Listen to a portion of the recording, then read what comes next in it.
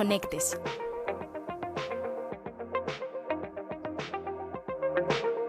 En minutos, siento, el sueño colectivo se cumplió. El día en el que la ciudadanía llegó al gobierno, por fin sucedió.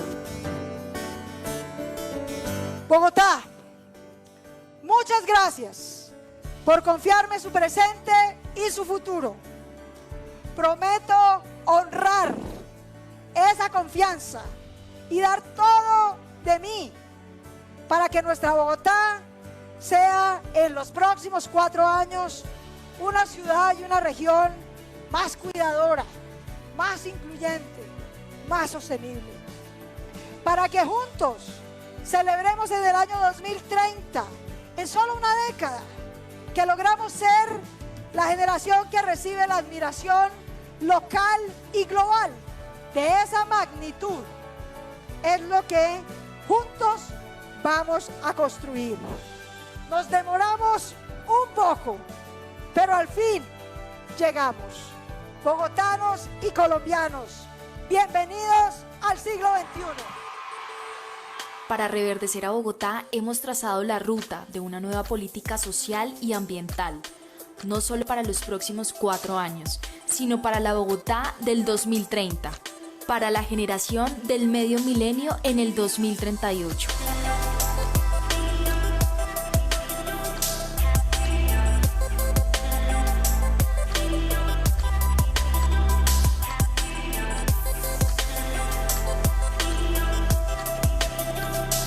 Enfrentamos el COVID-19. Nuestra prioridad, la vida de todos los hogares.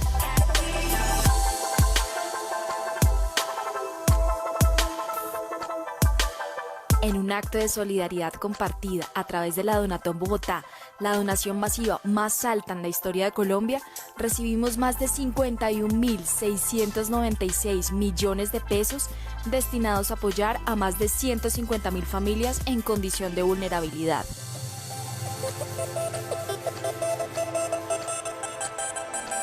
Con tu ayuda estamos destinando estos recursos para apoyar a familias en condición de vulnerabilidad.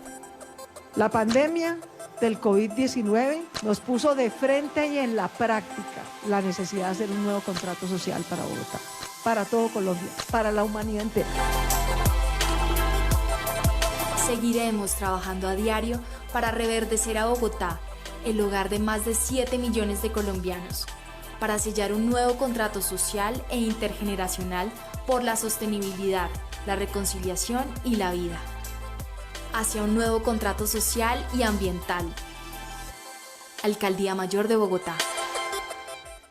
Buenas noches, nos conectamos a esta hora en sus casas para hablar de los 100 días de la administración de Claudia López. Soy María Alejandra Villamizar y estoy muy agradecida. Es un placer aceptar esta invitación de Canal Capital, de la Alcaldía Mayor, para conversar con la alcaldesa Claudia López. ¿Cómo ha avanzado la propuesta de Bogotá, de este contrato social que veíamos en el video desde el 1 de enero? Usted le planteó a la capital un contrato social y ambiental para esta capital. 3 meses, un poquito más, y últimamente en esta emergencia del coronavirus. Alcaldesa, buenas noches.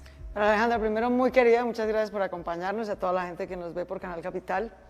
Como dije yo, bueno, más allá de la pandemia hay vida y hay alcaldía. Y siempre es bueno que el mensaje, que le dediquemos un ratico a ver las otras cosas que estamos haciendo, que se notan mucho menos por cuenta de la pandemia, que obviamente nos cogió en la mitad. Yo diría, María Alejandra, que evidentemente este desafío nos va a cambiar el rumbo en muchas cosas, va a implicar prioridades en salud, en atención social, en salvamento económico que necesitan muchas familias, muchas empresas. La economía va a caer, es inevitable este año, y tenemos que proteger a las familias y también al tejido productivo y empresarial de Bogotá para que el año entrante, cuando todo esto pase, se reactive muy rápidamente, porque esto va a pasar. Sí. Va a ser un año duro, pero esto va a pasar. Pero en muchos otros sentidos, el desafío también nos permitió anticipar. Cuando yo dije, vamos a hacer un nuevo contrato social, mucha gente me decía, ¿eso como qué es? ¿No? ¿Eso como con qué se come? Bueno, una gran propuesta de un contrato social es que tengamos un ingreso básico universal para las familias. Pues la pandemia nos obligó a anticiparlo. Hoy le estamos girando 233.000 pesos a cada familia, a los que podemos bancarizar o a través de mercados. porque necesitamos garantizar un ingreso básico universal. Hoy es por pandemia para unos, pero yo creo que ese es el futuro del siglo XXI, que lo garanticemos universalmente y para todos. Pues esta situación del COVID-19 que ha hecho hacer esas reflexiones como humanidad, por supuesto, una capital como Bogotá, tan grande, con casi 9 millones de habitantes, empieza a tener una dinámica diferente. Y ustedes lo han planteado desde la alcaldía, usted acaba de hacer una donatón por Bogotá, más de 51 mil millones de pesos recaudados. Este es el final, digamos, de estos 100 días que vamos a repasar en este rato que vamos a estar con ustedes. Empecemos por ahí, ¿cómo fue la donatón y qué significa eso? ¿Usted qué le hace pensar? ¿Cómo se organizó y digamos qué le ha significado para la administración? Yo estoy muy conmovida, la verdad, muy conmovida, muy agradecida, porque es que donar en tiempos de abundancia es muy fácil. Generosidad es donar en tiempos de escasez. Ninguno de los cerca de 40.000 ciudadanos que entraron a donar este domingo sabe muy bien si le va a alcanzar para el mercado el próximo mes. Muchas de las empresas que donaron muy generosamente tienen una gran incertidumbre y sin embargo en tiempos de escasez entendieron que este es momento de dar, que de este desafío que nos puso la vida con esta pandemia que nos pone en riesgo millones de vidas, esta pandemia no van a sacarla adelante los países más fuertes ni más ricos. Mira Nueva York, la capital del mundo. Un poco las condiciones entre el primer mundo y la ciudad más rica. Y no ha podido prevenir el contagio y miles de muertes. De esto vamos a salir si somos capaces de tener mucha empatía, de sentir con el otro, de entender lo que le está pasando, mucha solidaridad. Yo que practico Qigong, hay una frase en el Qigong y en el arte de vivir que es sentir, soltar y sonreír. Este es momento de soltar, no de tratar de ver cómo nos salvamos cada uno por nuestra cuenta. Entonces, empatía, solidaridad y disciplina. Disciplina porque nos ha tocado adaptarnos a cambios muy rápidos, escuchar instrucciones a las que no estábamos acostumbrados, ajustarnos a esas instrucciones. Y yo estoy muy orgullosa de Bogotá, la verdad, yo estoy muy honrada, mucho más que el 1 de enero, de ser la alcaldesa de esta ciudad maravillosa, que es un ejemplo extraordinario de solidaridad, de disciplina, de cuidado colectivo. El 70% de la gente en Bogotá, a pesar de todas las dificultades de la cuarentena, la cumple. Y obviamente quienes tienen dificultades salimos ayer a apoyarlos para poder llegar no solamente a las familias más pobres de estrato 1 y 2, sino también a las familias de estrato 3 y 4, donde hay mucha pobreza oculta, mucha vulnerabilidad y también nos necesitan ahorita. ¿Ese dinero es para Bogotá Solidaria en Casa, para el programa específicamente? Para específicamente, aunque como cada donante podía escoger a quién lo dirigía, aproximadamente un tercio casi de las donaciones, casi unos 21.000 millones de pesos, van a ir al sector salud, van a ir a fortalecer la red hospitalaria pública, la privada, las UCIs, a la garantía de seguridad de todo nuestro personal médico y de salud. De manera que una plata muy importante va a ir para eso y está muy bien, también la necesitamos, y el resto va a ir para que podamos hacer más giros y mercados a 150.000 familias que nos hacía falta cubrir. ¿El sistema de salud de Bogotá va a quedar fortalecido o tenemos un sistema, digamos, va a ser temporal todo ese refuerzo para atender el COVID? Una parte va a ser temporal, por ejemplo, Corferias pues no va a ser hospital toda la vida, va a ser hospital por este año, pero todo el sistema de salud, tanto público como privado, se está fortaleciendo full, o sea, de aquí vamos a salir con una ganancia, con un personal médico más organizado, mejor cuidado, con sus condiciones de bienestar mejores, con una red hospitalaria fortalecida, con mejor capacidad de cuidados intensivos, con nuestros laboratorios científicos, digamos, muy fortalecidos, estamos dando la talla en estándares, en investigación, en pruebas. Antes teníamos uno, el del distrito, hoy ya tenemos 3 operando y esperamos que muy pronto los de por lo menos otras 2 universidades puedan entrar a operar.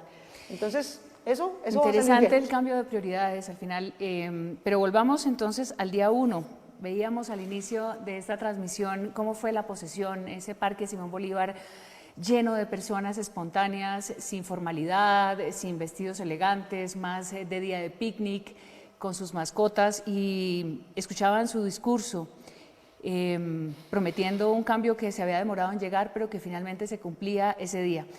Hace un poco más de 100 días llegó usted a la alcaldía y el año comienza con marchas en la calle, veníamos en el 2019 de toda esa movilización social tan grande. Tiene usted que afrontar, digamos, ese discurso y la realidad. Usted había dicho, hay que garantizar el derecho a la protesta, tiene que salir la gente a la calle, pero luego ya usted llega y todos los días había gente en la calle marchando, un sector, el otro sector, y empieza ya a sentir en este despacho cómo es realmente enfrentarse a una ciudadanía activa que usted la había promovido para empezar a reivindicar sus cosas. ¿Cómo fue eso? Pues no fue sorprendente, pues, porque yo soy parte de esa ciudadanía, yo soy parte de esa ciudadanía. Y más que el cambio, no lo vi en la alcaldía, lo vi en mi casa.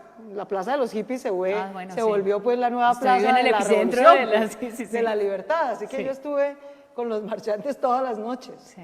Y logramos hacer un protocolo social porque sí era muy importante, y lo dijimos desde el día 1, ninguna protesta es un problema de orden público. Una protesta es un derecho. La gente tiene derecho a reclamar sus derechos, a organizar su vocería, a manifestarse pacíficamente. Y muy rápidamente, con la inmensa mayoría de los organizadores del Comité del Paro, entonces logramos organizar un protocolo.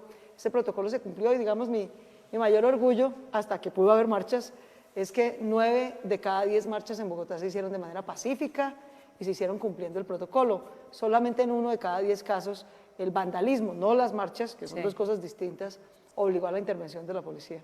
Sí, ese protocolo fue de esas primeras sorpresas, por llamarlas así, que dio su alcaldía al plantear un manejo distinto de estas marchas. El vandalismo se convirtió también en alguna de las propuestas suyas o de las, digamos, de las iniciativas de investigar en seguridad quiénes eran y quiénes son los vándalos. Hay muchas cosas. Logramos identificar y judicializar, de hecho, a varios vándalos, que hay gente que cree que es que son jóvenes espontáneos, que de pronto se exaltan. No, eso de espontáneo no tiene nada. ¿No? Logramos identificar y probar ante la justicia, están presos, que eran disidencias de las FARC y en otros casos grupos del ELN, esa investigación va avanzando. También gente de bandas de narcotráfico aquí que pagan plata. Dicen a los jóvenes, mire, ¿por qué arde desorden le pago 50.000 jóvenes? 50.000 pesos del día. Entonces ahí hay una mezcla de esas cosas, digamos, como narco y bandas locales a las que les sirve el desorden, disidencias del ELN, de las FARC que están judicializadas ya. Sí. Nosotros logramos demostrar eso ante la justicia y dejar a varios presos. Y está en curso una investigación también de que había, digamos, agitación por parte de algunos grupúsculos urbanos del ELN. Yeah. De manera que eso es muy distinto y es muy pequeñito, digamos, y es muy lamentable pues que una expresión muy minoritaria que no representa a la gente que pacíficamente marcha, termina teniendo demasiado protagonismo a veces en los medios de comunicación. Sí, porque es como la imagen más contundente, la del desorden. Pero volvamos un segundo al protocolo. ¿Qué fue lo que más le gustó del protocolo? Es decir, la elaboración, el sueño de va a funcionar, la ejecución y encontrarse ahí con los problemas, la sorpresa de tener que llamar al SMAT ante un momento en que el protocolo... Eso es lo que menos me gustó. Lo que más me gustó, la verdad, es que el equipo de servidores públicos de la alcaldía, el equipo de los gestores de convivencia que tiene la Secretaría de Seguridad y la Secretaría de Gobierno son unos servidores públicos ejemplares, es gente realmente que está preparada para mediar, para dialogar, para concertar, que sabe manejar situaciones muy difíciles. Son un equipo de servidores públicos increíbles, muy profesionales, que saben hacer este trabajo. Realmente eso fue lo que más me llenó de satisfacción, digamos, ver que allí tenemos un equipo de gente tan profesional para hacer esa tarea, gracias a la cual la policía y el SMAT tienen que intervenir solo 1 de cada 10 veces y muy excepcionalmente como un recurso de última instancia. Entonces realmente lo que más me conmovieron 2 cosas, digamos, la disposición de los organizadores del paro a rechazar la violencia, a organizar el protocolo y la disposición de los servidores públicos de la alcaldía, los gestores de convivencia que son extraordinarios. En ese momento atendían marchas, hoy en día atienden la distribución de ayudas en las comunidades y también cuando hay protestas, en ese sentido las atienden muy bien, de manera que ese es un recurso de esta alcaldía muy valioso. Pues vamos a recordar cómo fueron esas movilizaciones sociales en la capital. Estamos devolviéndonos al comienzo de la administración de Claudia López en la evaluación de los primeros 100 días, un poquito más, 100 y tantos días de Claudia López, la alcaldesa de Bogotá. Lastimosamente, nuestra democracia se ha construido a punta de sangre de los más frágiles y yo protesto por eso. Sobre todo por la injusticia social de este país. Comprender las movilizaciones sociales como un derecho de los ciudadanos y dejar de tratarlas como un problema de orden público, logró que ahora en Bogotá 9 de cada 10 movilizaciones sean resueltas en la etapa de diálogo en cabeza de la Secretaría de Gobierno, sin requerir intervención de la fuerza disponible o del SMAT. 100 días camino al nuevo contrato social y ambiental de Bogotá. Alcaldía Mayor de Bogotá. Bueno, veíamos cómo fueron esa ciudad que salió de pronto a las calles, miles de jóvenes expresándose, la música se hizo presente y el movimiento estudiantil, digamos, se vio muy fortalecido, además de mover sus agendas y poner los temas. ¿Cómo vio usted de esos jóvenes y esas movilizaciones, especialmente de los estudiantes? Bien, ¿no? A mí me parece, digamos, yo decía en campaña y lo vi aquí cuando llegué a la alcaldía, les decía, pero ¿cómo esperan que los jóvenes de la Universidad Distrital no protesten? Si es que se robaron su universidad, 11.000 millones de pesos, ¿qué quieren? ¿Que se queden tranquilos? ¿Que les parezca normal? Está bien que protesten.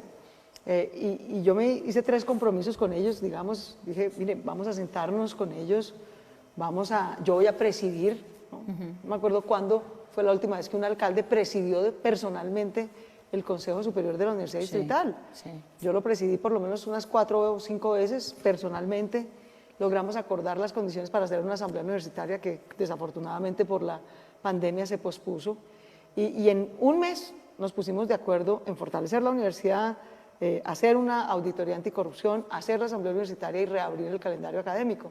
Desafortunadamente semejante logro para luego tener que desplazar por la pandemia, pero la verdad es que de las manifestaciones, muchas de las personas que en enero, en febrero decían, esa gente que protesta, que es que por la desigualdad y que por la injusticia, bueno, ahora sí que la estamos viendo de frente. Sí. Esa desigualdad es de verdad, es una gran calamidad para Bogotá y para Colombia, es algo que de verdad necesita un nuevo contrato social para cerrar esas brechas de desigualdad, de manera que, aunque es duro, todo lo que ha pasado últimamente creo que puso de presente que tomarnos en serio el problema de la desigualdad y el contrato social que necesita para poderla solventar es una prioridad en Bogotá. Sí, es un espejo muy crudo porque nos pone de frente a un montón de realidades. No quiero dejarla ir con lo de la distrital porque a pesar de que parecía para mucha gente en Bogotá todos los disturbios de la distrital eran como parte, digamos, de un libreto que siempre habría que manejar como orden público. Bueno, usted logra levantar el paro y hoy hay decisiones judiciales alrededor de los corruptos que estaban robando la Universidad Distrital. Pues veamos cómo fue lo que pasó en la Universidad Distrital, porque es importante que los bogotanos además sepan que tienen esa universidad y que venía en un problema que antes pues había sido más difícil de solucionar. El diálogo es el camino. Avanzamos en la construcción de confianza. El 31 de enero llegamos a un acuerdo con los estudiantes y la comunidad educativa de la Universidad Distrital para concluir el paro que había iniciado en octubre de 2019. La reactivación del semestre benefició a 23.500 estudiantes de pregrado y 3.200 estudiantes de posgrado.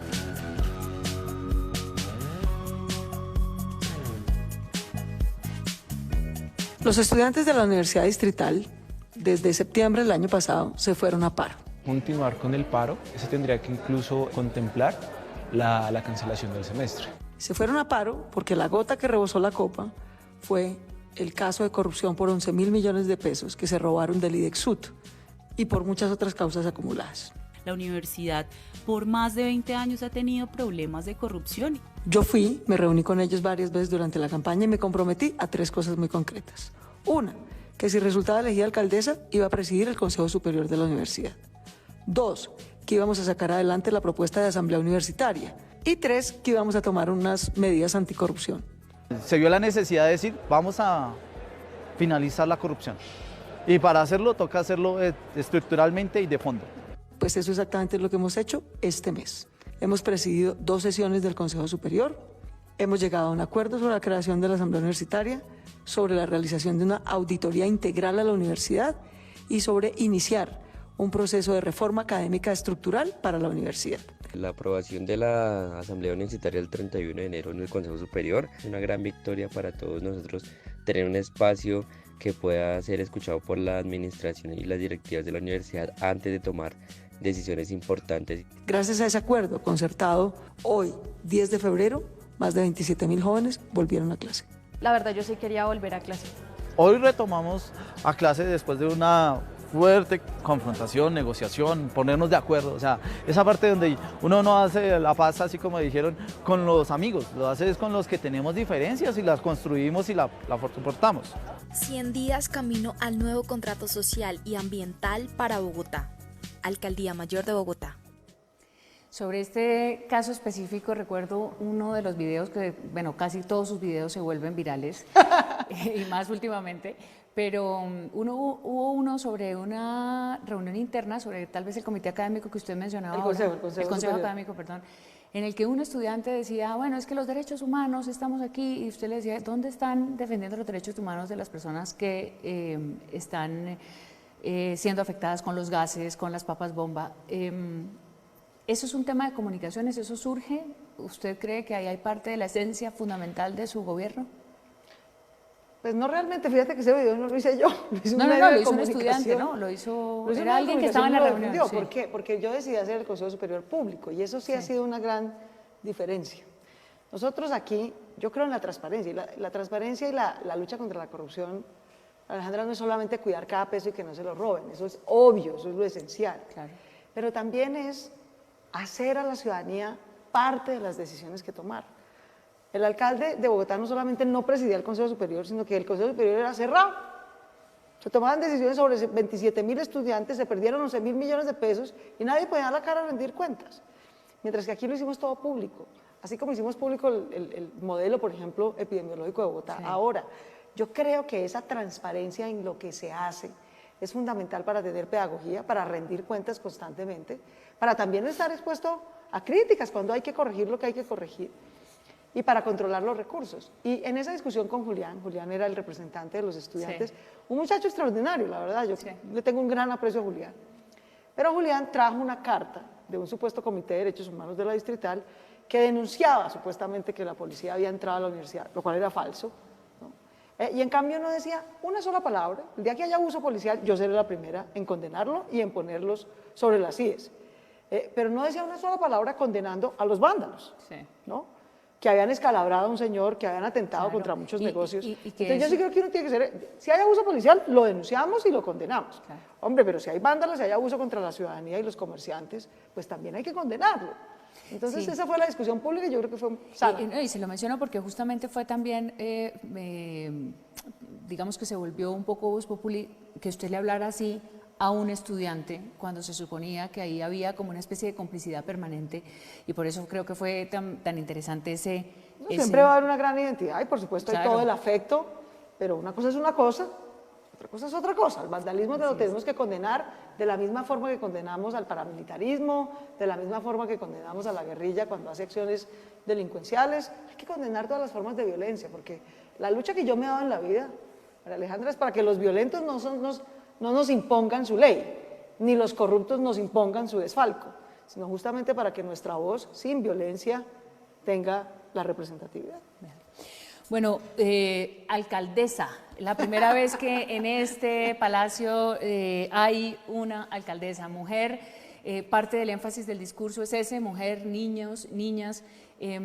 ¿Cómo se ha ido desarrollando en este arranque, ya lo hemos dicho, frustrado en buena parte en términos o más bien desafiado mejor por el COVID, pero la política para las mujeres, qué oportunidades, cómo se plantea, digamos, mejorar la vida de verdad de las mujeres, de las niñas, de los niños en Bogotá?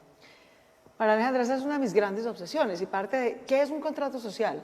Es que las mujeres que siempre han tenido la carga del cuidado sin que nadie les pague, a costillas de sus oportunidades de educación y de trabajo, las mujeres estudian muchas menos porque tienen que cuidar a las personas de la familia, o trabajan y les pagan menos. Entonces, un nuevo contrato social es relevar a las mujeres de esa carga no paga de cuidado que hemos puesto sobre sus hombros y distribuir esa carga sobre la alcaldía, que tiene que institucionalizar servicios, sobre el trabajo y los empresarios, que también tienen que cubrir una parte, y sobre el resto de los miembros de la familia. Fíjate, por ejemplo, que una cosa interesante en la pandemia es que como nos tocó volver a la casa todos, yo hago encuestas todos los días para ver, todos los días no, pero todas las semanas viendo cómo va la pandemia. Y una cosa que ha ocurrido una cosa positiva y una cosa negativa para las mujeres en esta época. Una cosa positiva es que todos volvieron a la casa y tuvieron que volver a hacer un acuerdo cómo se distribuyen las tareas, ¿no? Entonces uno hace encuestas y los hombres creen que les está tocando más duro a ellos, ¿no? Porque están lavando platos. Exacto. Y están limpiando un poquito la casa. Bueno, pero feliz ocasión para redistribuir las tareas de una manera más equitativa. Ahora, esa es la cara positiva. La cara negativa es que ha subido un poco la violencia intrafamiliar y eso nos ha obligado a salir en protección de las mujeres mucho más eficazmente. De manera que el orgullo de ser la primera mujer alcaldesa se tiene que ver reflejado en que mejore la calidad de vida de las mujeres en la calle, en el trabajo, en su casa. La pandemia nos dificultó porque nosotros lo que queríamos era sacar a las mujeres, ¿cierto?, a estudiar, a trabajar, a crecer, nos devolvió a todos, incluidas las mujeres a la casa, lo cual no es lo deseable. Claro. Pero acá estamos, cuadruplicamos el presupuesto que tenía la Secretaría de la Mujer, pero es muy importante que Bogotá entienda que todo lo que hacemos por las mujeres de Bogotá no es solamente lo que hace la Secretaría de la Mujer. Lo más importante que logramos es que todas las entidades del distrito tuvieran que incorporar una perspectiva diferencial de género, ¿no?, una perspectiva poblacional, un enfoque diferencial para poder atender las diferentes poblaciones y las mujeres. Reducir la pobreza de las mujeres es nuestra gran obsesión y sin embargo esta pandemia nos va a devolver ese desafío. Esa es una de las cosas tristes que va a ocurrir.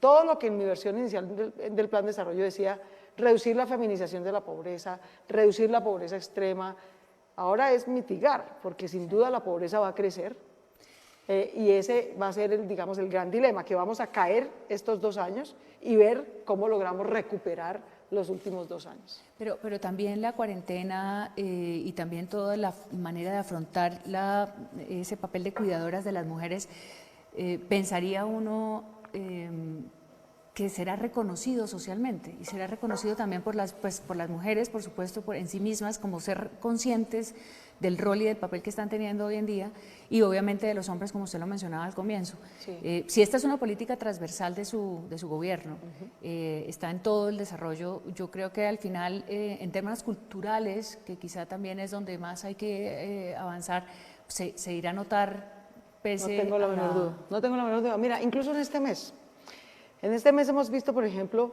pusimos pico y género para controlar aglomeraciones, ¿no?, porque salían todos pues en combo a mercar o demás. Y logramos bajar en una semana 60% de la aglomeración. Pero lo más increíble es que las que más cumplen son las mujeres. Los hombres se han ganado como 3 o 4 veces más comparendos por no cumplir el pico y género, en cambio las mujeres lo cumplen mucho más. Volver a casa ha tenido el efecto negativo en algunos casos de subir violencia intrafamiliar, pero ha tenido el efecto positivo de que todos los miembros de la familia, que no están acostumbrados a ver cómo es que son las labores de casa, cómo son de demandantes, ahora lo vean y digan, carajo, es que esto es un esfuerzo grande y tengan que redistribuírselas de una manera distinta. Y todo esto va a implicar una transformación cultural. Yo, aún en las dificultades más grandes como las que estamos viviendo, María Alejandra, soy muy optimista. Yo estoy segura que de este desafío que nos puso la vida vamos a salir siendo mejores seres humanos y mejores ciudadanos, porque vamos a tener que hacer muchas reflexiones profundas sobre nuestros hábitos de vida, sobre cómo vivimos. Mucha gente a esta altura pensará, por ejemplo, ¿de qué sirve el consumismo? ¿Cuánta gente estará viendo cuántas carteras y vainas tiene colgadas que no va a usar nunca? Bueno, que no tiene ninguna importancia. Los zapatos, porque ya, ¿para qué 25 pares de zapatos? Correcto. Pero todo eso al final son cosas que tal vez de otra manera no hubiéramos reflexionado. Alcaldesa, Bogotá pues concentra, es un poco el epicentro de todo lo que pasa en el país. El conflicto armado nos ha dejado un rastro enorme de víctimas, de dolor, y estábamos en la recomposición un poco de ese tejido social que rompió el conflicto, pero también el desplazamiento, la mezcla de culturas, toda esa recuperación de ese tejido social. Usted se enfocó en montar, en plantear que Bogotá es un centro de paz y de reconciliación. Pasemos un poco a ese tema durante estos 100 días. ¿Usted qué ha visto que se haya podido, realmente como imponer ahí su estilo, su impronta, su plan de gobierno frente a la población afectada por el conflicto? Pues yo vengo, de de ver el país, venía del Senado, de ver la tragedia que nos dejó casi 60 años de conflicto armado, de ver la discusión alrededor de terminar una guerra. O sea, este es el mismo país al que le pregunta si quiere acabar una guerra y dice que no, porque mejor no, porque paz sí, pero no así. O sea, unas cosas que uno dice, pero a ver, ¿han visto lo que la guerra nos ha dejado? Entonces, a mí sí me parece que una cosa importante que teníamos que hacer desde aquí era liderar una reconciliación en la práctica, que no está atada a las discusiones del conflicto armado. Darle a la protesta social, María Alejandra, un tratamiento de derecho y no de orden público, es una manera de construir reconciliación. Eso es paz. Respetar los derechos de los otros, que la policía tenga que intervenir en última instancia, que se respete la voz del que reclama, que pongamos a las mujeres y a los más débiles de protagonistas. Digamos un momentico, ¿injusticia? ¿Queremos paz? Bueno, paz es cumplirle a las mujeres, es relevarlas de semejante carga de violencia intrafamiliar que han tenido y de cuidado no pago que han tenido. Eso es hacer paz con la ciudadanía. Una resignificación, ¿no? También de... Exacto. O sea, que paz no es la discusión del conflicto armado. No, paz son cositas cotidianas. Que a los niños les cumplamos sus derechos, que los jóvenes tengan educación pública de calidad, gratuita, donde no haya corrupción. Entonces, darle esa connotación de cotidianidad a la reconciliación y a la paz ha sido parte del objetivo que hemos tenido aquí. Yo sí creo que aún en estos 100 días tuvimos un avance muy importante en esa materia. Sí, usted nombró personas además muy cercanas y muy reconocidas en todo el entorno de la paz. Esta es el resumen un poco o la presentación de lo que han sido estos 100 días del gobierno de Claudia López en materia de paz y reconciliación.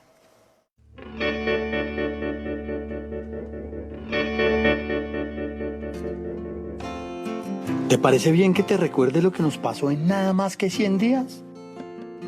No es mucho, ni es poco, es bastante. 100 días son 14.2 semanas, 2.400 horas de alegrías, aprendizajes, de retos, de aciertos y desaciertos. Desde el 1 de enero nos pusimos las botas para hacer de Bogotá un epicentro de paz y reconciliación. Convocamos a alcaldes y gobernadores de todo el país a una cumbre de paz territorial y anunciamos que la capital implementaría 2 planes de desarrollo con enfoque territorial. Uno rural en Sumapaz y otro urbano en el borde con Soacha. También quisimos ponernos en sintonía con nuestra región para hacerle frente a la crisis climática. Con los gobernadores de la región central nos comprometimos a cuidar el agua, nuestros páramos y sus especies.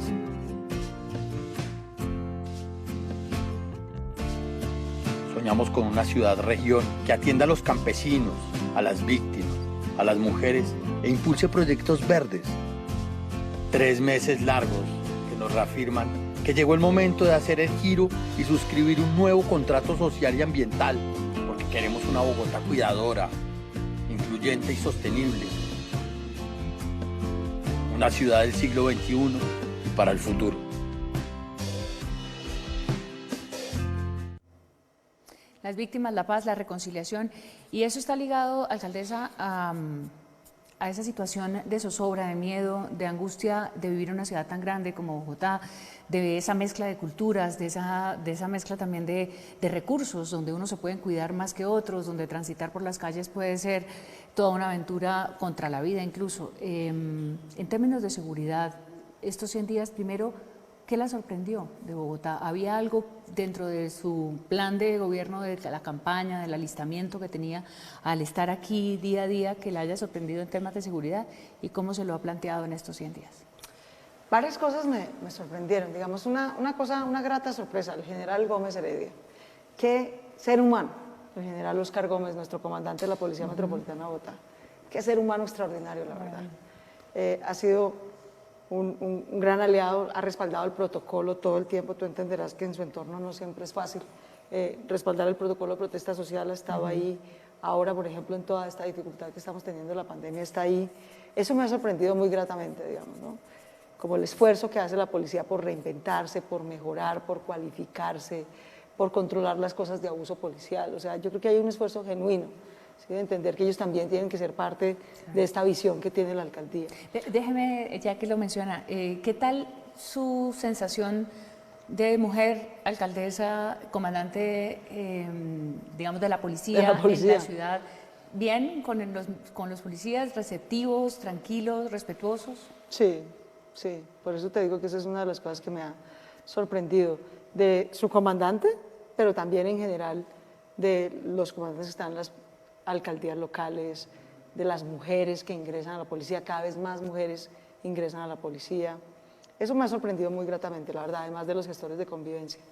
¿Qué me obsesionaba? Sí. Íbamos súper bien, digamos, yo ahora tengo un poquito de nostalgia viendo esos videos porque digo, carajo, estábamos haciendo tantas cosas maravillosas y fue como frenar en seco. Por ejemplo, una de mis grandes obsesiones en la campaña era el hurto. El hurto en esta ciudad estaba disparado, ¿no? Transmilenio era un atracadero público y una perturbación para los ciudadanos. Digamos que a una persona humilde le roben su celular, su billetera, la platica que tenía. Es desesperante, ¿sí? Entonces yo llegué y muy rápidamente me di cuenta que parte central del problema es que Transmilenio es como una ciudad. Transmilenio es una ciudad por la que se mueven 2,5 millones de personas, como una Medellín. Bueno, y resulta que las troncales de Transmilenio quedan justo en el borde de las localidades. Entonces la policía está distribuida por localidad. Pero como la troncal queda en el borde, entonces el de Chapinero dice, no, pues yo sigo persiguiendo al ladrón, pero como cruzó la calle, eso ya le toca al de Teusaquillo. Y el de Teusaquillo decía, no, pues la verdad, eso le tocaba al de Chapinero. Entonces, la manera como estaba organizada territorialmente por localidad, lo que hacía era que nadie se entendiera realmente del foco donde estaba el atraco, que era Transmilenio.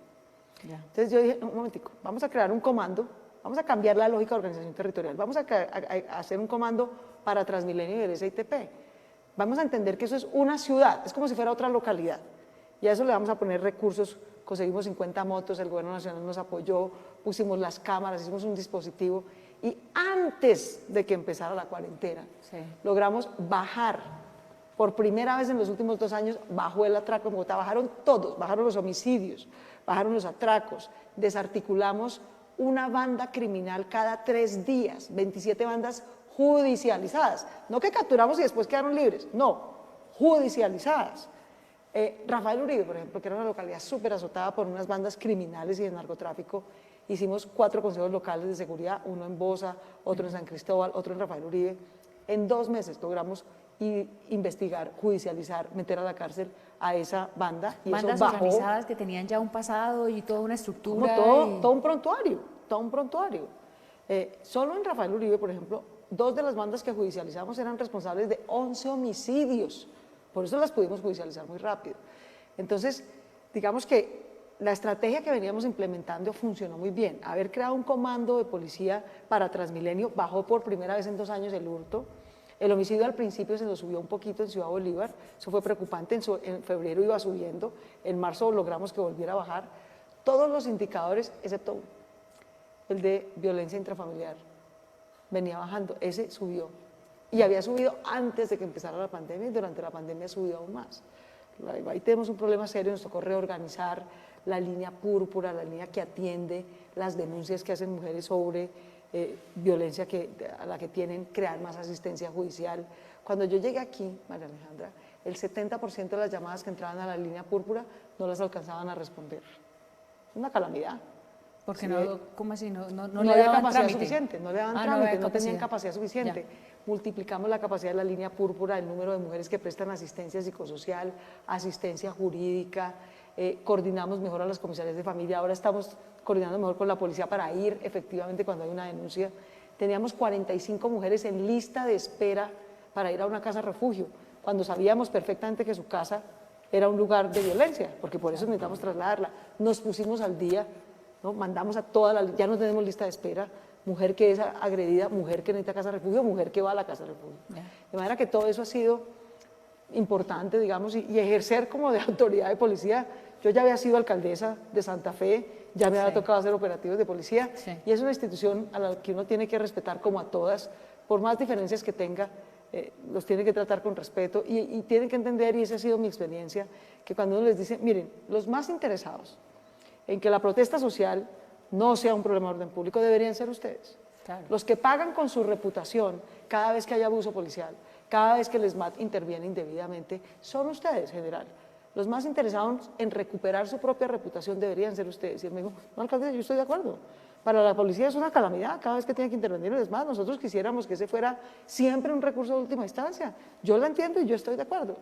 Y esa coordinación, gestores, comisarios de familia, línea púrpura para atender violencia intrafamiliar, la Secretaría de la Mujer va a nuestro Consejo de Seguridad siempre. Porque si ese es el delito más importante, ahí tiene que estar la institucionalidad que lo atiende. ¿Cuántos consejos de seguridad, antes de ver la nota, alcanzó a hacer antes de la cuarentena? Hice 4 locales y debía alcanzar a hacer unos 4 o 5 distritales. Sí, recuerdo que en alguna entrevista que hicimos previa a las elecciones le hacía la pregunta de cuál iba a ser la primera tarea y me contaba un consejo de seguridad. Lo hicimos, y lo hicimos en Bosa y en Soacha. Lo hicieron. Veamos entonces cuáles son los logros en estos 100 días en materia de seguridad en Bogotá.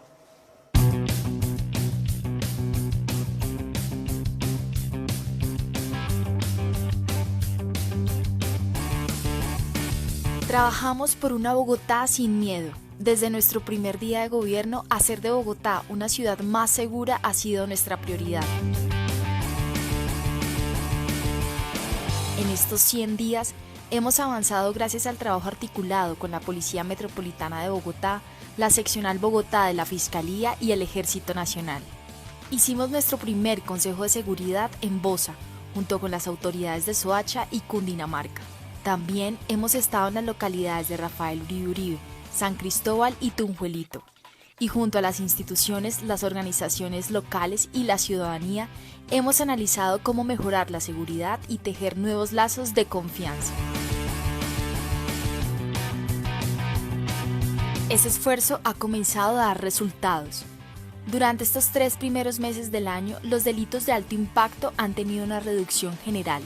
A través de la observación y el seguimiento de lo que ocurre en las localidades que hemos hecho en nuestros consejos de seguridad, de estrategias específicas para atender problemáticas puntuales como la inseguridad en Transmilenio y el hurto a personas, nuestro balance muestra reducción en todos los delitos de alto impacto con una tendencia a la baja que viene antes de la cuarentena.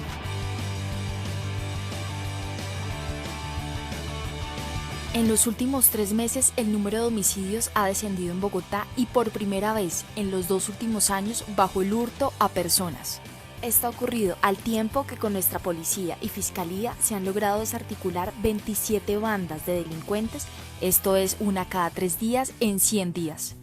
Otros delitos de alto impacto como las lesiones personales, el hurto a automotores, a motocicletas, al comercio, a residencias, a celulares y a bicicletas también presentan reducción.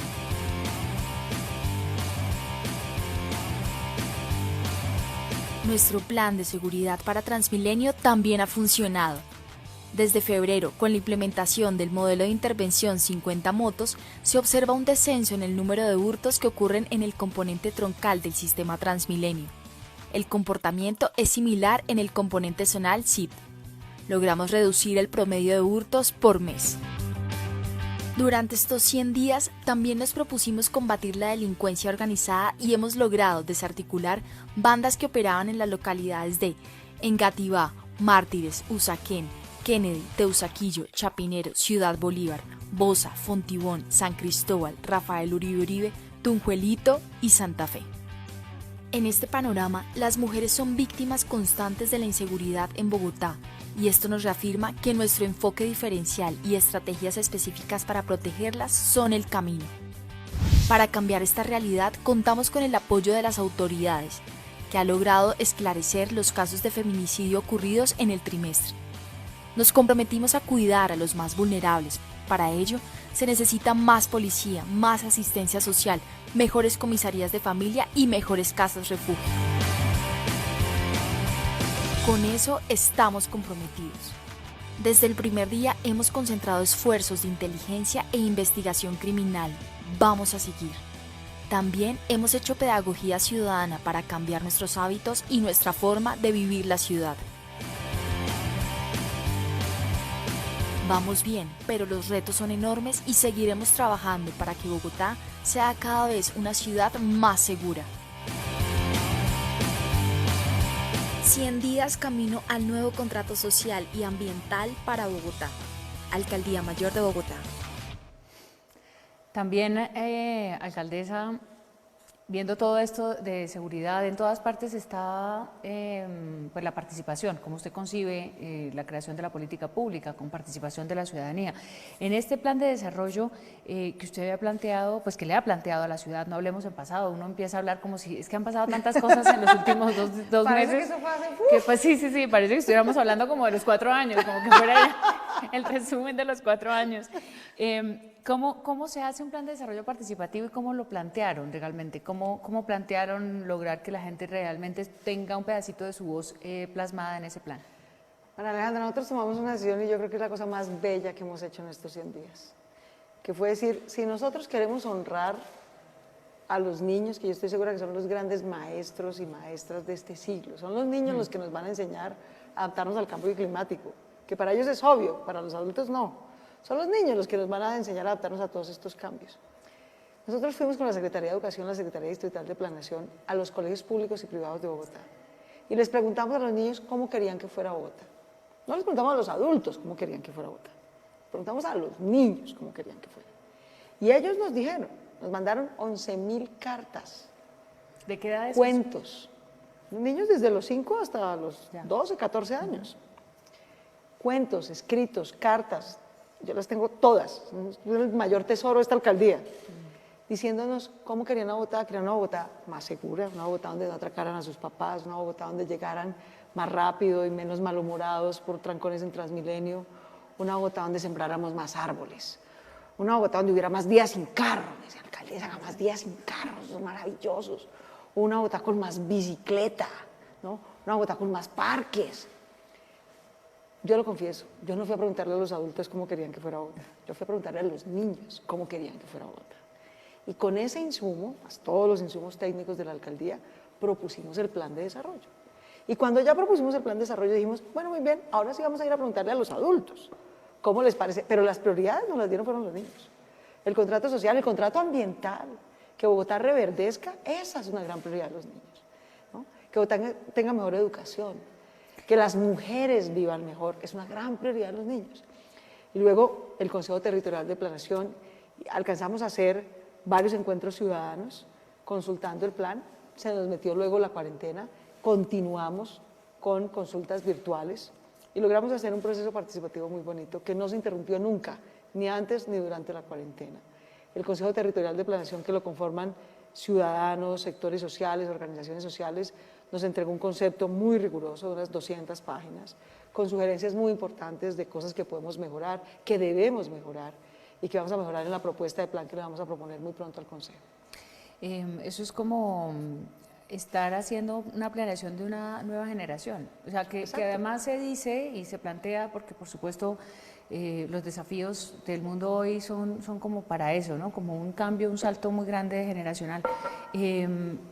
¿Qué va a pasar con todos los niños que escribieron? ¿Usted cree que le tendrá que explicar que se atravesó un virus y que se paró un poco la cosa? ¿O usted cree que al final va a poder, digamos, darles voz, digamos, que se genere Tenemos que volverles a preguntar.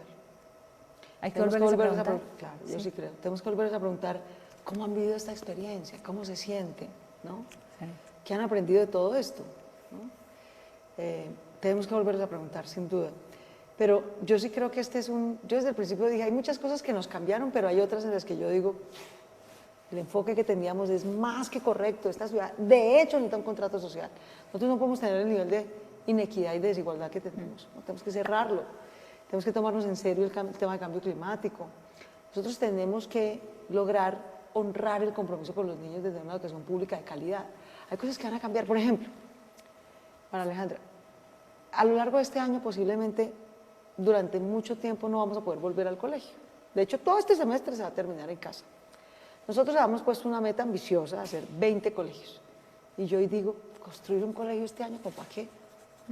Colegio divino al que no van a poder ir los niños. De pronto es mucho más útil conectar a 100.000 familias que sabemos que van a los colegios públicos y no tienen internet, conectarlas muy rápido a internet, mandarles una tableta a los niños o un computador para que puedan estudiar. Sí, entonces esos son el tipo de cambios y desafíos que nos va a tocar trastocar. Hay unas cosas que yo he reafirmado que nos toca hacer. Este tema generacional, yo aquí siempre, el plan de desarrollo lo hicimos pensando en 3 momentos. ¿Qué vamos a lograr en estos 4 años? ¿Cómo logramos que en el 2030 Bogotá sea un ejemplo de haber cumplido todos los objetivos de desarrollo sostenible? ¿Y cómo logramos que en el 2038, cuando los niños que están haciendo este año tengan 18 años y voten por primera vez, sean la primera generación con plena igualdad en Colombia? En esas tres dimensiones siempre planeamos, y yo creo que si ese era el enfoque correcto, el 1 de enero, hoy muchísimo más. Uno de los, también digamos, de lo que se subraya o que se ponía en negrilla siempre que se hablaba de Claudia López y de su propuesta de la alcaldía, pues era el tema de corrupción. Su historia personal y profesional la había llevado a entrar muy de cerca, pues de hecho venía hace poco de la consulta anticorrupción. Y entonces decide usted en la alcaldía casi que confiar 100%, decirle a los ciudadanos, confíen 100% en que esto vamos a hacerlo sin corrupción. Y se inventan, perdón por la palabra, pero digo en términos creativos más bien, que se llama Talento No Palanca, un programa para la contratación de las personas en el distrito. ¿Esto es una página web? ¿Cómo ha funcionado eso? ¿Es un trámite posible? Digamos, esto es enorme, tiene más de 30.000 empleados el distrito. Así que es enorme garantizar que es talento no palanca con un tamaño de funcionarios públicos tan alto. María Alejandra, aquí hay cosas, digamos, que hay que honrar la democracia, pero también hay que honrar el mérito. Yo no estaría sentada aquí si no fuera por el mérito. Yo hubiera necesitado una palanca en la vida, no estaba aquí sentada. Estoy aquí sentada gracias a que estudié, a que soy juiciosa, a que soy disciplinada, a que me he preparado. Entonces, pues, así como la ciudadanía honró mi experiencia y mi talento, no la palanca, yo también tengo que hacerlo.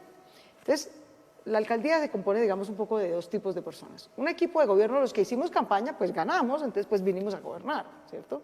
Mucha gente que hizo campaña conmigo, que fueron candidatos, que no fueron candidatos, pues vienen porque eso fue lo que le dijimos a la ciudad. Elíjanos que este equipo de activistas del Verde del Polo va a gobernar y lo va a hacer bien. Entonces vinimos ese equipo de campaña a gobernar. Pero la alcaldía contrata, además del equipo de gobierno, contrata a mucha gente que necesita en diferentes actividades. Nosotros estimamos, de pronto la pandemia nos va a hacer bajar un poquito la meta, creíamos que este año necesitábamos contratar cerca de 4.000 apoyos en muchas áreas, en seguridad, en gestores de convivencia, en personas en servicios sociales. Entonces habilitamos esta página que se llama Talento No Palanca, donde cualquier ciudadano puede inscribirse, poner su hoja de vida, sus acreditaciones académicas y laborales, y de ahí contratamos a la gente que necesitamos por prestación de servicios para cosas puntuales. Vamos en una meta relativamente bajita, queríamos contratar a 4.000 personas, como se paró todo, tenemos esa la mayoría de la gente trabajando en casa, claro. Así que la meta va bajita, creo que vamos por debajo de 500 personas que hemos contratado por Talento No Palanca, pero es maravilloso poderlo hacer así. Ahora, el desempleo es duro, ¿no? O sea, se han inscrito cerca de 200.000 personas y lo único que anunciamos es que íbamos a contratar a 4.000. Claro. Vamos en algo cercano a 500, de manera que hay una gran expectativa, mucha gente que necesita empleo, pero también hay que honrar el compromiso. Una cosa es el equipo de gobierno, era un equipo de campaña, viene a gobernar, pero la gente que viene a prestar servicios de apoyo debe poder entrar por su mérito y no porque lo recomiende un concejal, ni fulanito, ni peranito. ¿Y cómo es la selección, finalmente? Es decir, la selección se hace evaluando la hoja de vida. Hay una prueba que diseña el servicio social, sí. El servicio civil de la alcaldía, se practica esa prueba y hay un proceso de entrevista. Pero todo el mundo pasa por el mismo procedimiento, cualquier ciudadano que se inscriba en Talento No Palanca. Pues Talento No Palanca así ha funcionado durante estos primeros meses de la alcaldía de Claudia López, cómo venir a trabajar al distrito o cómo aspirar a un contrato que tenga algo que ver con la administración a partir del mérito y no de una recomendación y no de una palanca.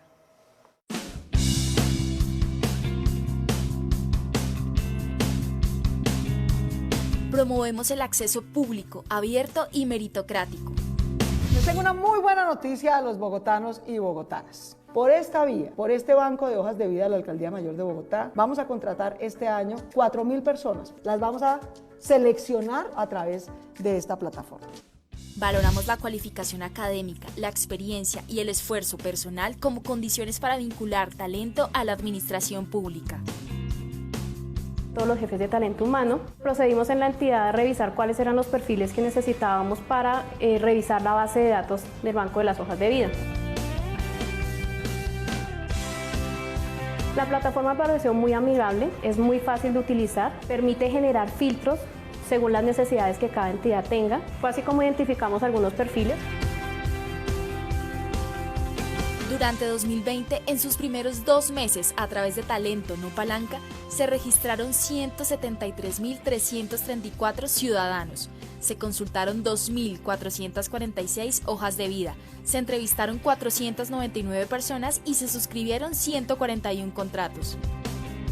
Hoy estamos en la Secretaría General cerrando nuestro primer proceso de contratación de una persona a través de la plataforma Talento No Palanca.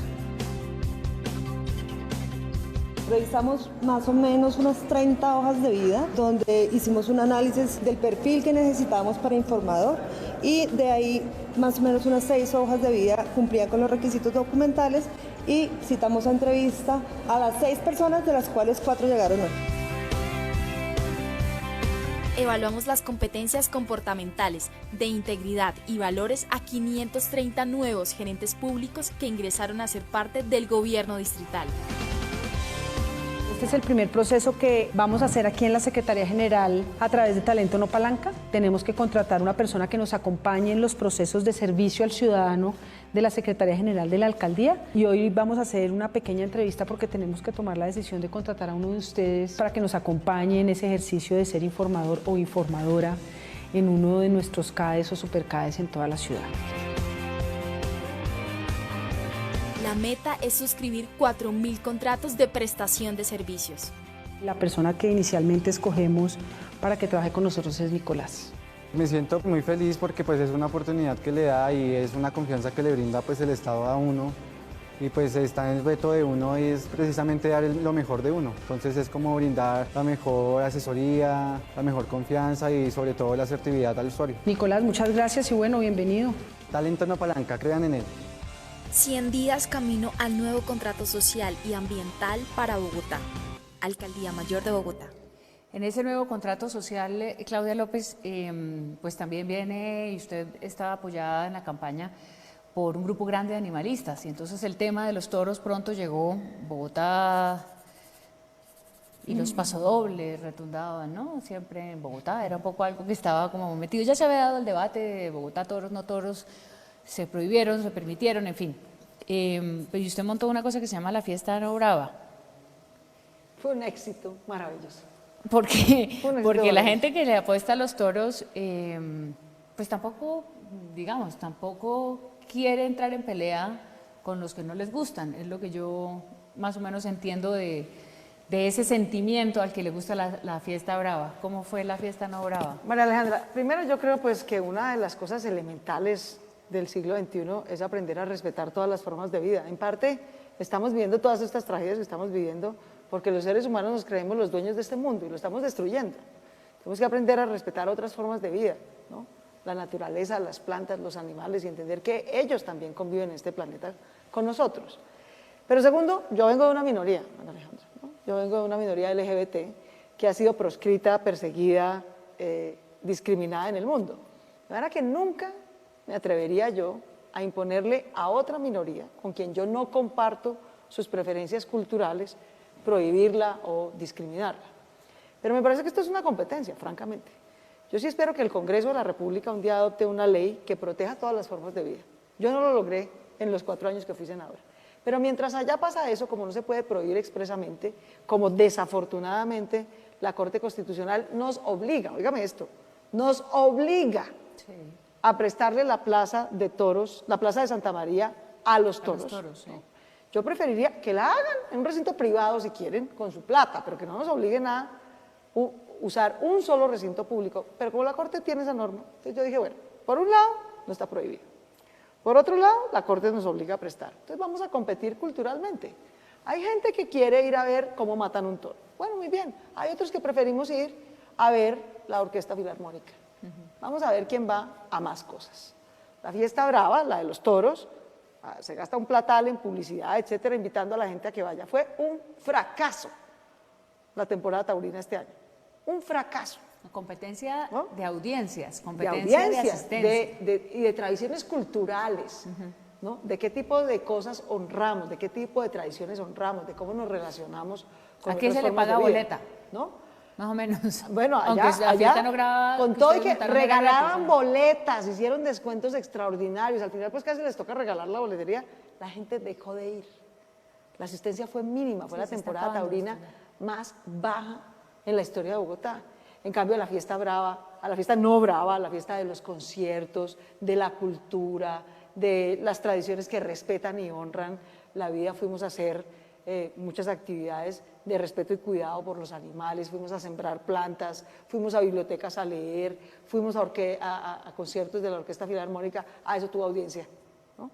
Entonces, la tal fiesta brava se va a acabar porque la gente finalmente tiene cambio en sus patrones culturales, y eso es más importante que cualquier prohibición legal. Así que fue de las cosas muy lindas y muy exitosas de estos primeros 100 días. Pues y ahora que vemos los videos con esta sorpresa y maravillados de animales recorriendo las ciudades, de una cantidad de especies volviendo al mar, de estar ahí como restregándonos un poco ese papel que hemos hecho los seres humanos sobre el planeta, que ha impedido que los animales estén en su entorno, pues así nos ha tocado en la pandemia, pero veamos cómo fue la fiesta no brava, porque de pronto muchos bogotanos no se acuerdan con todo lo que nos ha pasado.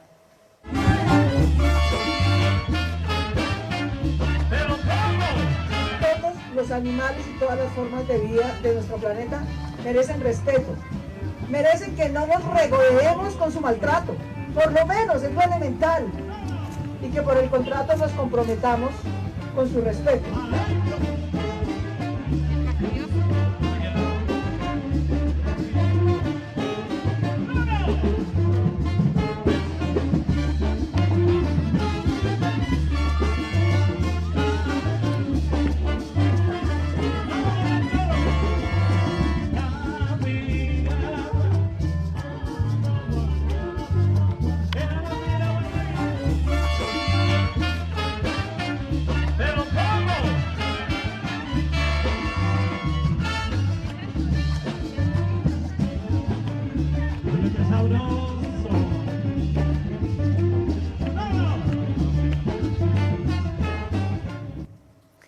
Pues de esa fiesta no brava y de esa competencia cultural, llegamos también al tema del medio ambiente, una ciudad contaminada y enormemente transitada, una competencia por un poquito de aire limpio, se convirtió en una medida también muy fuerte, digamos, desde el punto de vista de una decisión política y también para los ciudadanos que padecieron el pico y placa ambiental, que tuvieron que adaptarse a otro pico y placa.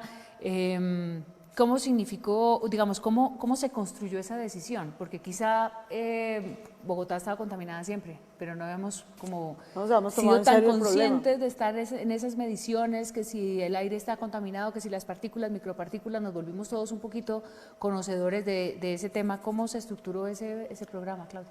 Alejandra, en 100 días hemos tenido que decretar 2 veces emergencia ambiental en Bogotá, porque estamos respirando literalmente veneno.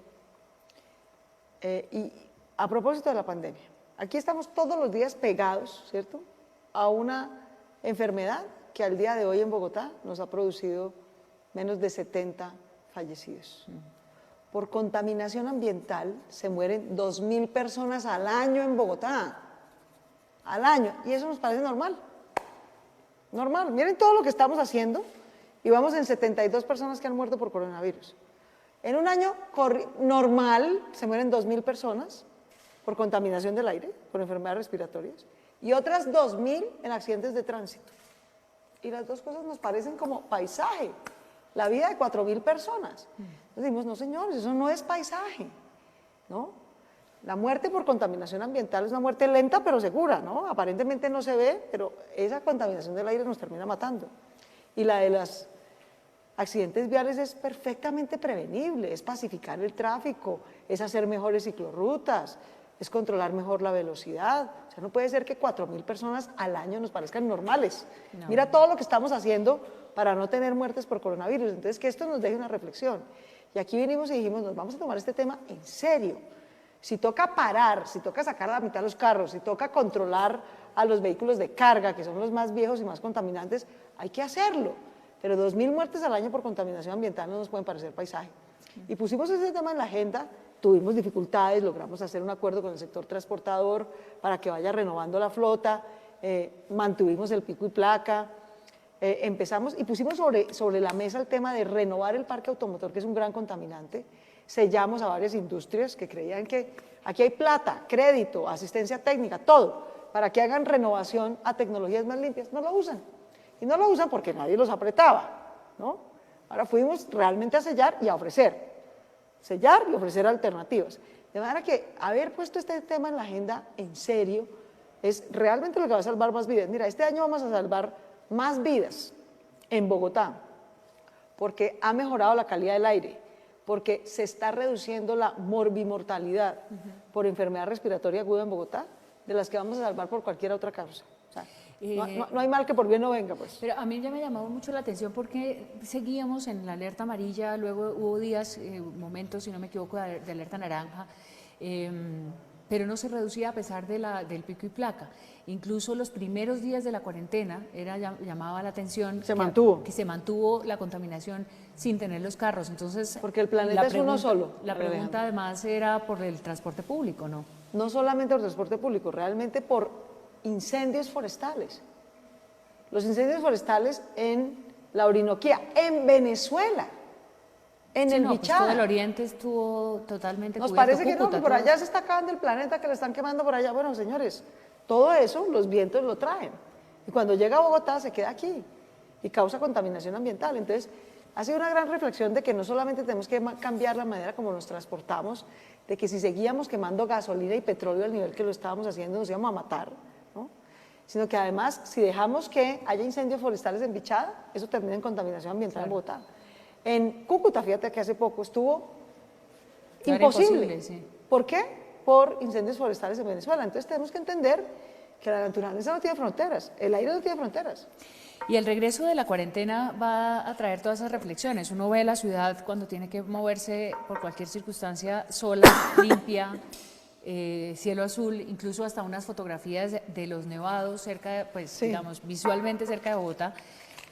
Pues ha dejado muchas reflexiones. Esta es Bogotá, cuando la movilidad tiene como una línea muy marcada ambientalmente, una preocupación por el aire. Así.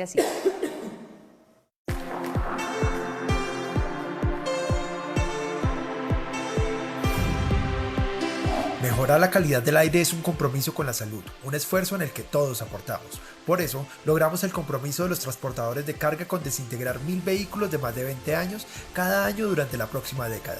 Además, conseguiremos reducir el 19% de las emisiones contaminantes con las nuevas restricciones de circulación para los vehículos de carga.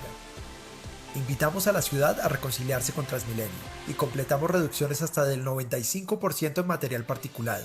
Con la operación de 1.206 nuevos buses con tecnologías limpias, Bogotá avanza para contar con un sistema eficiente, responsable con el ambiente y sostenible. La bici nos mueve. Mejoramos las condiciones de seguridad y conectividad en 15 puntos. Se disminuyó el hurto de bicis 9% y realizamos mantenimiento a 11 kilómetros de ciclorrutas. Aseguramos los recursos para la cicloalameda Medio Milenio, una autopista de bicicletas que conectará el Tunal con la calle 170. Además, fortalecimos al colegio en bici y 100 pies, niñas y niños primero.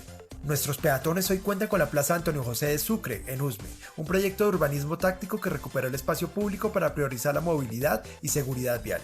También entregamos la peatonalización de la séptima y construimos 6 segmentos viales peatonales en Usme y en el sector de la Mariposa, Usaquén.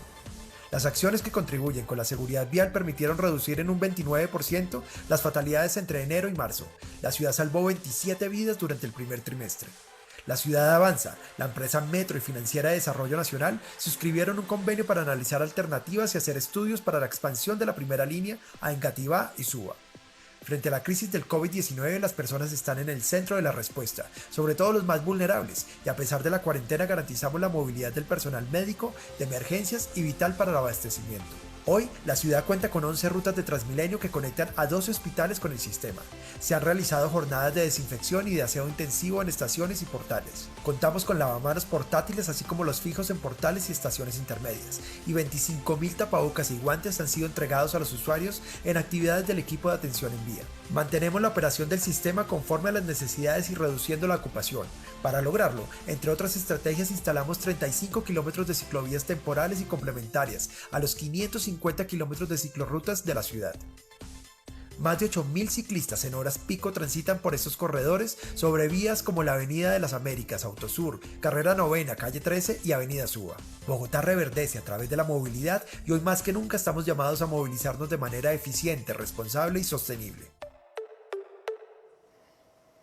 Tenemos un poco más de una hora conversando con Claudia López. Gracias de nuevo, alcaldesa, por esta invitación para acompañarla en esta reflexión sobre sus 100 días. ¿Qué no funciona hasta el momento? ¿Dónde están prendidas las alarmas, las alertas que usted ha identificado y que ha dicho, bueno, vamos a dejar un momento el coronavirus y la cuarentena, pero en esa ejecución y en esa visión de ciudad, ¿por dónde pueden venir, digamos, esas preocupaciones principales? Hay cosas que nos van a cambiar muy drásticamente y tal vez la movilidad es lo primero que nos va a cambiar muy drásticamente todo este año. Bogotá va a tener que aprender a vivir todo este año sin transporte masivo.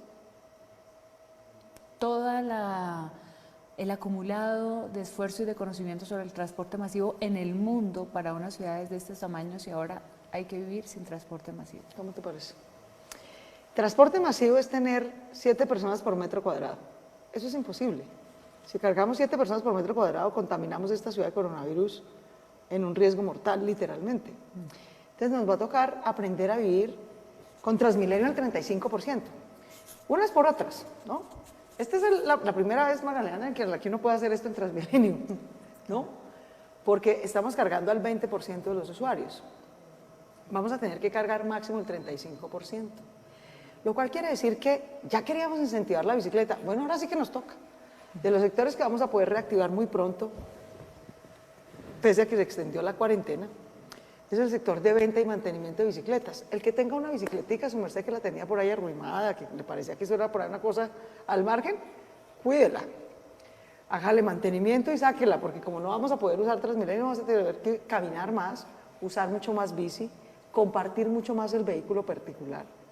No, en un vehículo no podrán ir 5 personas porque irían demasiado estrechas y el riesgo de contagio es alto, pero 3 pueden ir.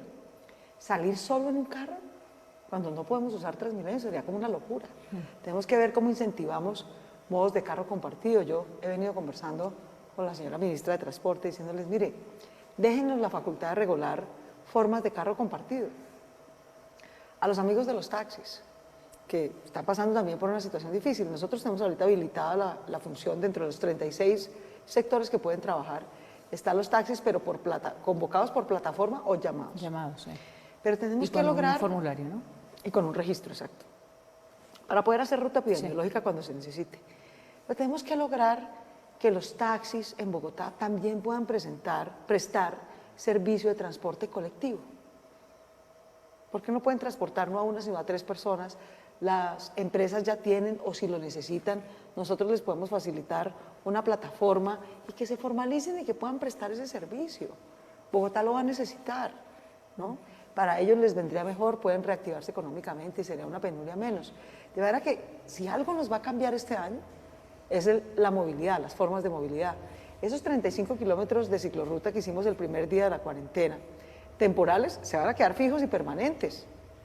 Y vamos a agregar otros 45. Bogotá va a tener, a partir de las próximas semanas, 80 kilómetros nuevos en vías principales de ciclorrutas, porque necesitamos que la gente use esa alternativa en vez de transporte masivo en Transmilenio. ¿Y las motos que son individuales y que las motos podrán circular, pero en ese sentido son útiles, pero en el sentido de contaminación ambiental son una calamidad, ¿no? Trancan mucho y contaminan brutalmente. ¿Eso es la diferencia? Pero bueno, no nos vamos a devolver de tema porque ya pasamos por ahí.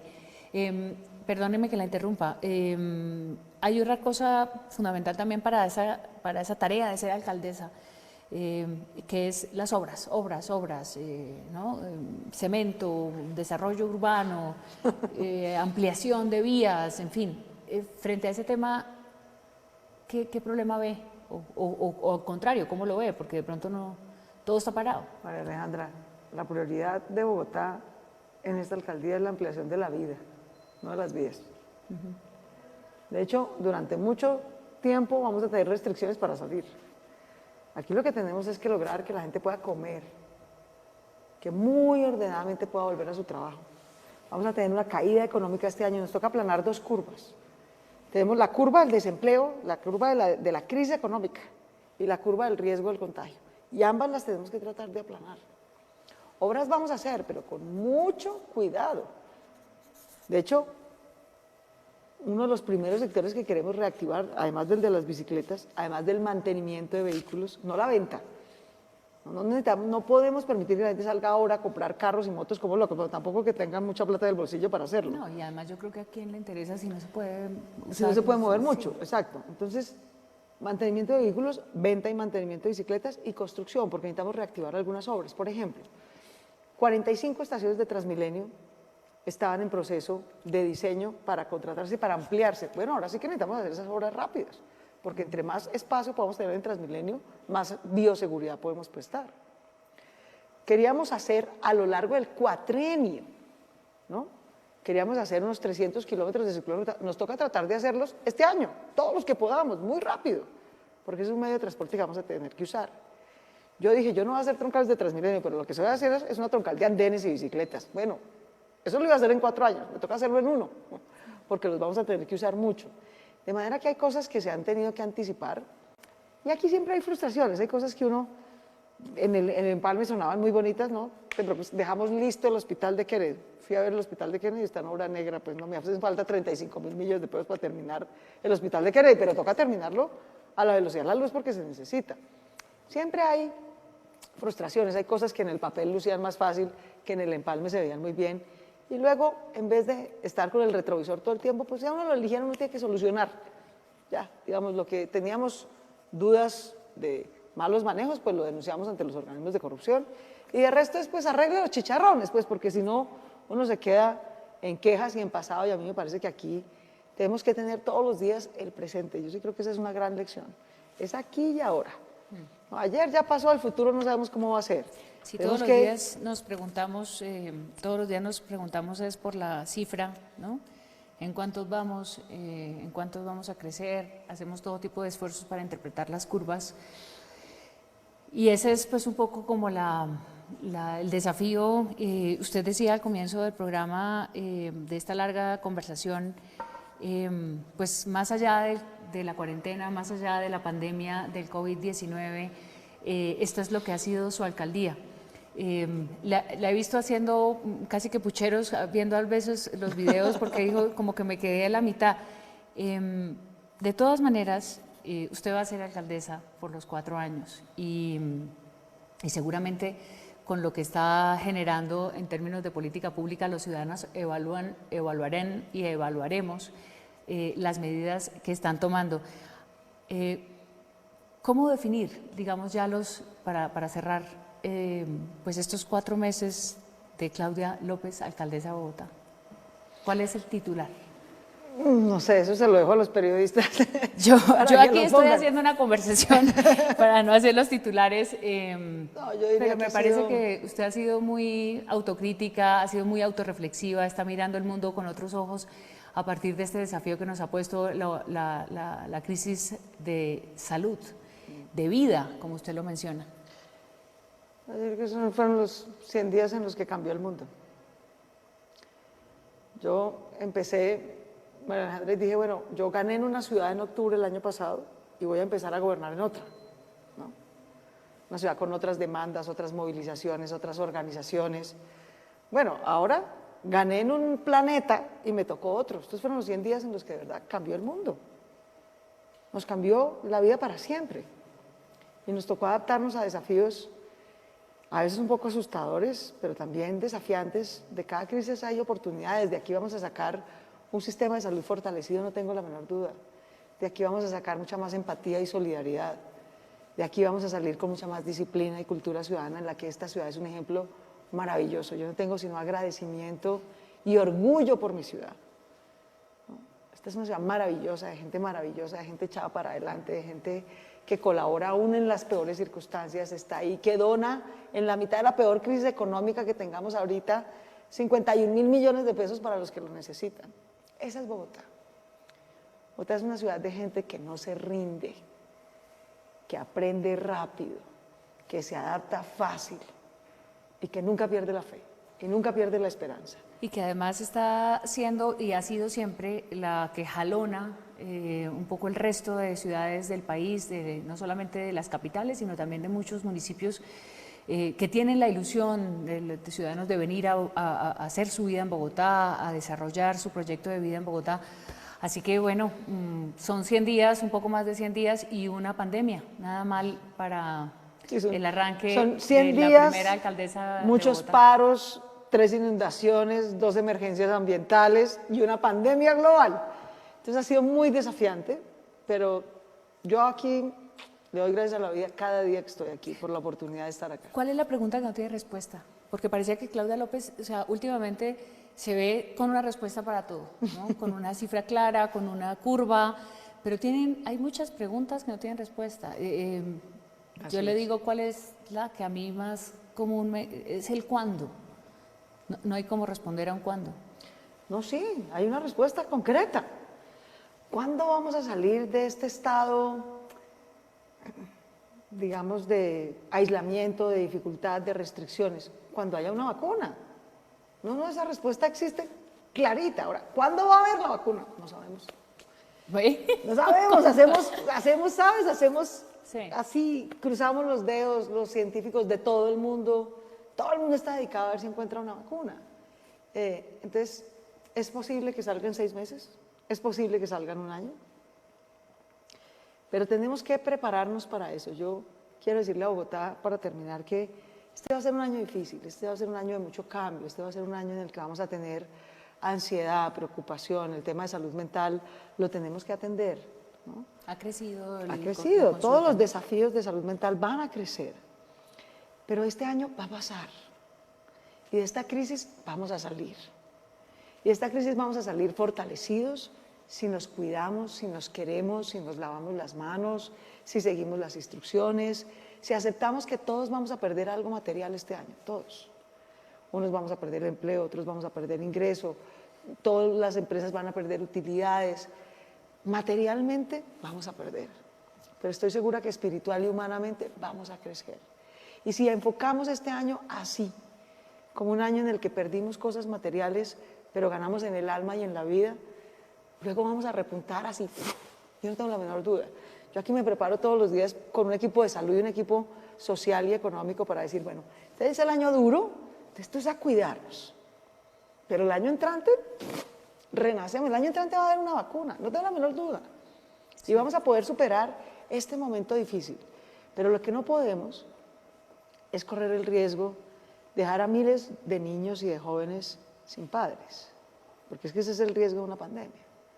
Los niños y los jóvenes y los padres y los abuelos, todos nos podemos contaminar, todos nos podemos enfermar, pero el riesgo mayor aquí lo tienen personas de 45 a 55 años, padres jóvenes, que tienen niños en el colegio, que tienen niños en las universidades. Salir hoy y no cumplir las restricciones es arriesgarnos a dejar a esos niños y jóvenes huérfanos. ¿Para qué? ¿Cuántos sacrificios estaríamos dispuestos a hacer porque ese dolor no ocurra? Bueno, esos son los sacrificios que vamos a hacer este año. Si nos cuesta sacrificio material, lo material se recupera. Mientras tengamos vida, lo material se va a recuperar. Y tenemos nueva fecha de aplazamiento de Extendió la el presidente la cuarentena hasta el 11 de mayo. Esta noche, hace un rato antes de empezar esta conversación, extendió la cuarentena, vamos hasta el 11 de mayo. Y pues ya veremos si... Usted lo está diciendo, lo han dicho también todos los filósofos que por estos días reflexionan tanto sobre la humanidad. Este es un momento en el que ojalá las lecciones se aprendan. Hay mucho miedo también de que no se aprendan las lecciones y volvamos hay que confiar en la gente. A la base, ¿no? Pero bueno. Hay que confiar en esa capacidad de crecer. No, si esto no nos da una lección, o sea, no nos por la favor, dará nada. Si Además, en un país como Colombia, donde hemos convivido con la muerte, donde hemos contado los muertos por miles al año, que cada muerto por el COVID. ¿Pero eso no te parece muy valioso? Nos preocupe este ahora, país es muy enterró importante. miles y miles de muertos como si fueran paisajes. Sí, total. O por el conflicto armado, o por la contaminación ambiental, por la violencia o por callejera, la violencia callejera, o por los accidentes de tránsito. Que hoy nos conmueva y nos convoque cuidar la vida, como nos está convocando, es una lección maravillosa de que la paz y la reconciliación en Colombia llegaron tarde, pero llegaron. Alcaldesa, muchas gracias. Despidamos aquí esta conversación porque yo me quedo conversando un rato largo. Hay tantos temas y sobre todo ahora que estamos como con esa piel tan sensible alrededor de tantas decisiones que están tomando como los gobernantes como Claudia López. Este ha sido un recorrido por los últimos un poco más de 100 días de este 2020 que nos marcará la vida por la pandemia del COVID, pero también que evaluaremos a los gobernantes, a los alcaldes, a los gobernadores, al presidente de la República, en fin, a todos los mandatarios como ciudadanos, después de que nos enfrentemos como sociedad a lo que nos estamos enfrentando, que es la pandemia del COVID-19. Alcaldesa, muchas gracias. Suerte el resto de su administración. Muchas gracias de nuevo por esta invitación. Ustedes tengan muy buenas noches, que descansen. Súper.